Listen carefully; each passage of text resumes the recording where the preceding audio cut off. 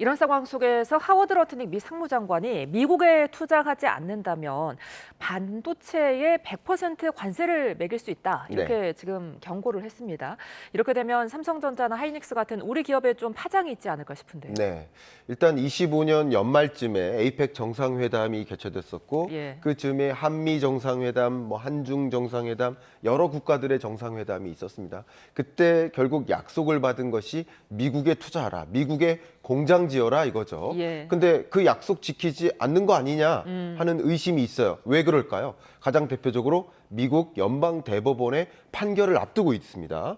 그러면 내일이죠.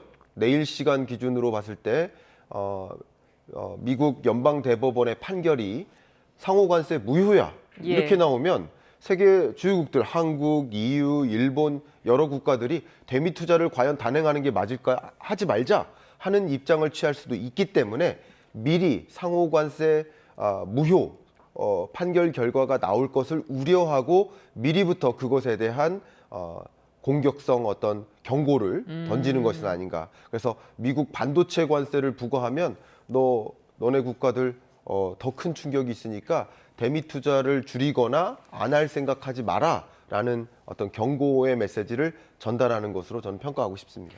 이런 가운데 트럼프 대통령이 관세왕, 미스터 관세 이런 문구를 담은 포스터를 SNS에 올렸습니다. 어떻게 보면은 또다시 관세 압박을 하고 있다고 해석해도 되겠습니까? 네, 저도 그 SNS 사진 보면서 참 놀랐는데요.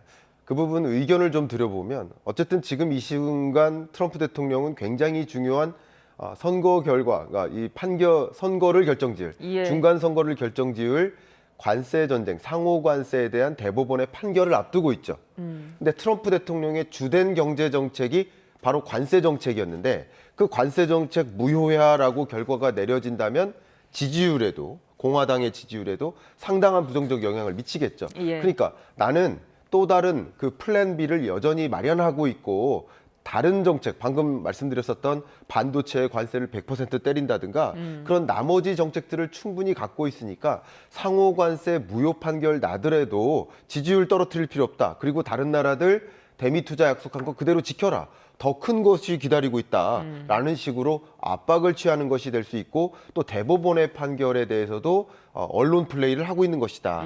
이 대법원의 판결 결과 법리적으로는 그래 상호관세 무효라고 평가할 수도 있겠지만 상호관세 무효 판결이 났을 때 미국 경제에 주는 엄청난 혼돈 그거 당장 대법관들이 책임질 수 있느냐라는 언론 플레이를 하는 거예요. 그래서 대법관들의 판결이 미국 경제에 거대한 부정적 영향을 미치지 않도록 계속 경고의 메시지를 전달하는 게 러트닉 상무부 장관이나 역시 트럼프 대통령의 사진이나 이런 것들이 다 언론 플레이에 해당된다라고 해석해 볼 수 있겠습니다. 그렇다면 좀 조심스럽습니다만 그 판결이 어떻게 나올지 좀 전망을 해볼까요? 저도 이 부분은 굉장히 조심스럽습니다만 의견은 드려보도록 하겠습니다. 역사적으로 연방 대법원의 판결의 결과를 보면 이게 법리적으로 맞냐 그르냐를 기준으로 평가하기도 하지만 이 판결 결과가 미국 경제에 얼마나 큰 부정적 영향을 주는지도 굉장히 중요한 관전 포인트입니다. 그래서 의견을 드린다면 판결 결과 이 상호 관세는 법리적으로 무효다라는 판결을 하겠지만 저의 의견입니다.